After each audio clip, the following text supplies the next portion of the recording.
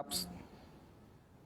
सभी लोग जानते हैं कि राष्ट्रीय पिछड़ा वर्ग मोर्चा के माध्यम से लगातार पिछड़े वर्ग को जागृत करने के लिए, संगठित करने के लिए और पिछड़े वर्ग के हक अधिकार के लिए लगातार संघर्ष किया जा रहा है। जाति आधारित जनगणना को लेकर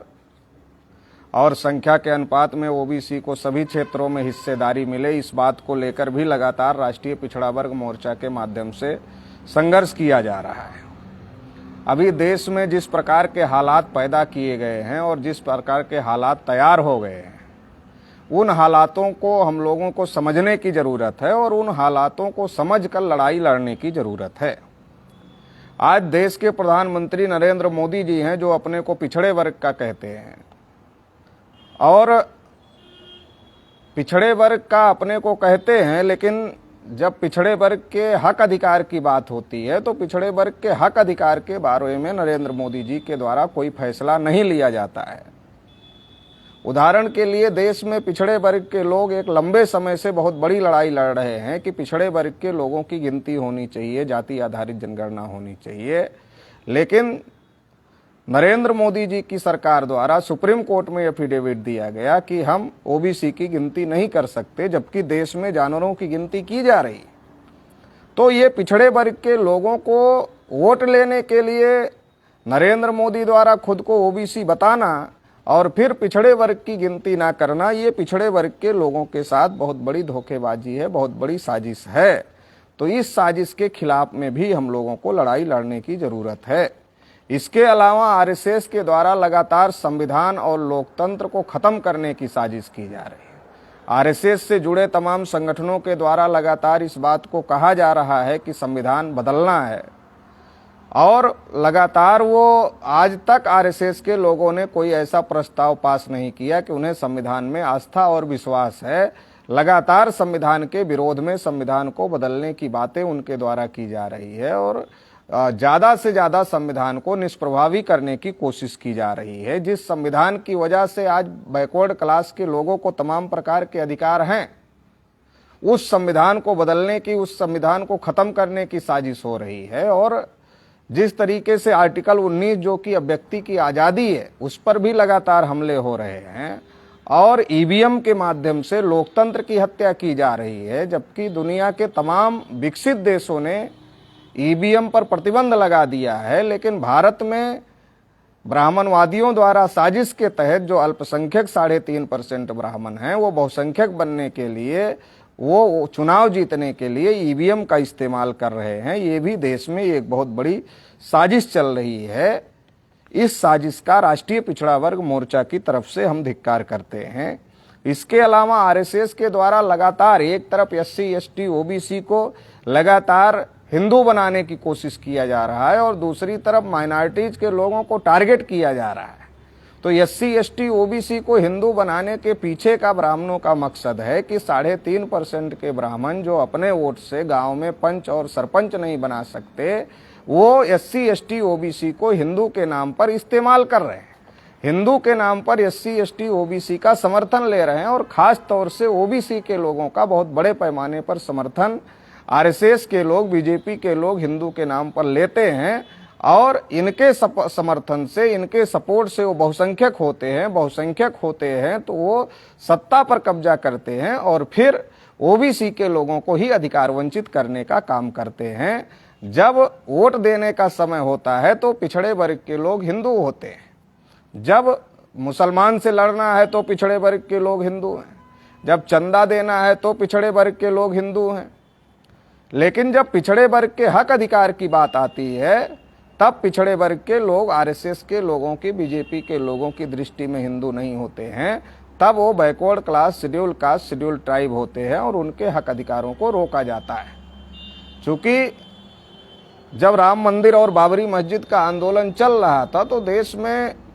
विनय कटियार, कल्याण सिंह, उमा भारती, प्रवीण तोगड़िया, रितंभरा जैसे तमाम बैकवर्ड क्लास के नेताओं का इस्तेमाल किया गया, जबकि उस समय मंडल कमीशन की लड़ाई चल रही थी। ओबीसी को उनके हक अधिकार मंडल कमीशन की लड़ाई से मिलते, मगर उस लड़ाई को डाइवर्ट करने के लिए ओबीसी के लोगों को कमंडल की लड़ाई में लगाया गया और आज जब मंदिर का ट्रस्ट बना तो एक भी ओबीसी को उस ट्रस्ट में शामिल नहीं किया गया। इससे ये बात प्रमाणित होती है, ये बात साबित होती है कि आरएसएस बीजेपी के लोग और ब्राह्मण देश में पिछड़े वर्ग के लोगों का खुद को बहुसंख्यक बनने के लिए, खुद राज करने के लिए इस्तेमाल कर रहे हैं और पिछड़े वर्ग के लोगों को इस्तेमाल करके फेंकने का काम कर रहे हैं और पिछड़े वर्ग के लोगों को अधिकार वंचित रखने का काम कर रहे हैं। इस साजिश से भी पिछड़े वर्ग के लोगों को सतर्क रहने की जरूरत है। और जिस प्रकार से आरएसएस बीजेपी के द्वारा माइनॉरिटीज के लोगों को टारगेट किया जा रहा है, उससे देश पर एक और विभाजन का खतरा पैदा हो जाएगा।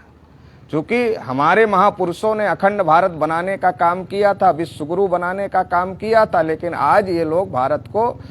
अखंड भारत बनाने के बजाय भारत को तोड़ने के प्रयास में लगे हुए हैं। इस साजिश को पिछड़े वर्ग के लोगों को समझने की जरूरत है। इसके अलावा हमारे महापुरुषों की, बुद्ध की, अशोक की तमाम जो गौरवशाली विरासत है, उस गौरवशाली विरासत को दबाने का, उनके ऊपर ब्राह्मणवादियों द्वारा कब्जा करने का षड्यंत्र किया जा रहा है। और ये एक बहुत बड़ी साजिश हमारी गौरवशाली इतिहास और विरासत से हमको दूर रखने के लिए किया जा रहा है। तो इस साजिश का भी हम राष्ट्रीय पिछड़ा वर्ग मोर्चा की तरफ से धिक्कार करते हैं और इसका विरोध करते हैं। एक तरफ आरएसएस के लोग दिन रात राष्ट्रवाद का नाम लेते हैं, राष्ट्रवाद की आड़ में जितने देश में बम ब्लास्ट हुए उसमें से बहुत सारे ब्लास्टों में आरएसएस के लोगों के हाथ सामने आए, चाहे वो मालेगांव का ब्लास्ट हो, चाहे वो नांदेड़ का ब्लास्ट हो। अजमेर ब्लास्ट में उनके एक कार्यकर्ता को आजीवन कारावास हो गया। गौरी लंकेश की हत्या का मामला हो, ऐसे तमाम जो मामले आए, उन मामलों में आरएसएस के लोगों के ऊपर आरोप लगे और उनके लोगों को पकड़ा गया। इसके आधार पर यह बात साबित होती है कि आरएसएस के लोग देश में आतंकवादी गतिविधियों में भी शामिल हैं। इसलिए ये जो तमाम प्रकार की साजिश आरएसएस के द्वारा देश में हो रही है, बीजेपी के द्वारा देश में हो रही है, इसका हम लोग धिक्कार करते हैं। और हम लोग ये भी मांग करते हैं कि आरएसएस जैसे संगठन के ऊपर जो देश में नफरत फैलाने का काम कर रहा है, जो देश में बम विस्फोट जैसी गतिविधियों में उसका नाम सामने आ रहा है, तो जो बम विस्फोट करने में लगे हुए हैं, जो नफरत फैलाने में लगे हुए हैं, ऐसे संगठन पर पाबंदी लगाई जाए और देश में जो संविधान और लोकतंत्र आरएसएस की वजह से, बीजेपी की वजह से खतरे में आ गया है, उसको बचाने के लिए तमाम जो बैकवर्ड क्लासेज के लोग हैं, शेड्यूल कास्ट, शेड्यूल ट्राइब के लोग हैं, उनको एकजुट होना चाहिए। क्योंकि इस संविधान से, इस लोकतंत्र से अगर सबसे ज्यादा बेनिफिट किसी को हो रहा है तो वो अधिकार हम लोगों को मिले हुए हैं, backward, schedule caste, schedule tribe को लोगों को मिले हुए हैं। संविधान लागू होने से पहले ब्राह्मणों द्वारा मनुस्मृति में हमको पढ़ने लिखने के अधिकार से, धन संपत्ति रखने के अधिकार से, बोलने सुनने के अधिकार से, कुर्सी पर बैठने जैसे तमाम प्रकार के मौलिक अधिकारों से वंचित रखा गया था। इसलिए भारतीय संविधान में जो अधिकार हमको मिले हैं, उन अधिकारों की रक्षा करना जरूरी है, उनको बचाना जरूरी है। क्योंकि आज आरएसएस बीजेपी की गवर्नमेंट में संविधान को खुलेआम जलाया जा रहा है, उनके लोग रोज संविधान बदलने की बातें कर रहे हैं। तो ये जो साजिशें हो रही है, इसको अब बर्दाश्त नहीं किया जा सकता। इसलिए 6 अक्टूबर को आरएसएस के हेडक्वार्टर पर वामन मेश्राम जी, जो भारत मुक्ति मोर्चा के राष्ट्रीय अध्यक्ष है, बहुजन क्रांति मोर्चा के राष्ट्रीय संयोजक हैं, उनके द्वारा बहुत बड़ा प्रोटेस्ट मार्च नागपुर में आरएसएस हेडक्वार्टर पर रखा गया था और उसमें 1.5 से 2 लाख लोग देश भर से शामिल हुए थे। राष्ट्रीय पिछड़ा वर्ग मोर्चा के भी लोग देश भर से बहुत बड़ी संख्या में उस आंदोलन में शामिल हुए थे। और अभी 4 चरणों में बहुजन क्रांति मोर्चा और भारत मुक्ति मोर्चा के माध्यम से देश भर में संविधान और लोकतंत्र बचाने के लिए और जो नफरत फैलाने वाला, देश में आतंकवादी साजिशें करने वाला जो आरएसएस संगठन है, उस पर पाबंदी लगाई जाए और ओबीसी की जाति आधारित जनगणना किया जाए, किसानों को एमएसपी गारंटी कानून लागू किया जाए, ईवीएम से घोटाले को रोका जाए। ये जो तमाम मुद्दे हैं, पिछड़े वर्ग की जो गौरवशाली इतिहास और विरासत है जिस पर ब्राह्मणवादियों ने कब्जा किया है, उसको मुक्त कराया जाए। ऐसे तमाम मुद्दों को लेकर के 4 चरण में आंदोलन घोषित किया गया है, जिसका पहला चरण 21 अक्टूबर को राष्ट्रव्यापी पूरे भारत के 663 जिलों में धरना प्रदर्शन किया जाएगा। दूसरे चरण में 25 अक्टूबर 2022 को देश भर के 563 जिला मुख्यालयों पर क्रमबद्ध अनशन और भूख हड़ताल किया जाएगा। 21 अक्टूबर को पूरे देश में 663 जिलों में राष्ट्रव्यापी रैली प्रदर्शन किया जाएगा और 6 नवंबर को पूरे देश के 563 जिलों से 11 लाख लोग जेल भरो आंदोलन करेंगे। तो ये एक बहुत बड़ा आंदोलन बहुजन क्रांति मोर्चा और भारत मुक्ति मोर्चा के राष्ट्रीय अध्यक्ष माननीय वामन मेश्राम जी की तरफ से घोषित किया गया है। जिन मुद्दों को लेकर इन लोगों ने प्रोटेस्ट घोषित किया है उसमें ओबीसी का जो सबसे बड़ा मुद्दा है जाति आधारित जनगणना का, किसानों का जो मुद्दा है एमएसपी गारंटी कानून का, इसके अलावा संविधान लोकतंत्र बचाने और देश के विभाजन करने वाली जो ताकतें हैं उनके खिलाफ कार्यवाही करने और देश को अखंड बनाए रखने के लिए जो ये आंदोलन बहुजन क्रांति मोर्चा और भारत मुक्ति मोर्चा ने किया है, राष्ट्रीय पिछड़ा वर्ग मोर्चा की तरफ से राष्ट्रीय पिछड़ा वर्ग मोर्चा का राष्ट्रीय अध्यक्ष होने के नाते मैं जाहिर समर्थन करता हूं और अपने देश भर के सभी कार्यकर्ताओं, पदाधिकारियों, शुभचिंतकों को यह आह्वान करता हूं कि इस आंदोलन में पूरी ताकत के साथ में जुट जाएं और पूरी ताकत के साथ में तन मन धन से शामिल होकर इस आंदोलन को सफल करने का काम करें, जिससे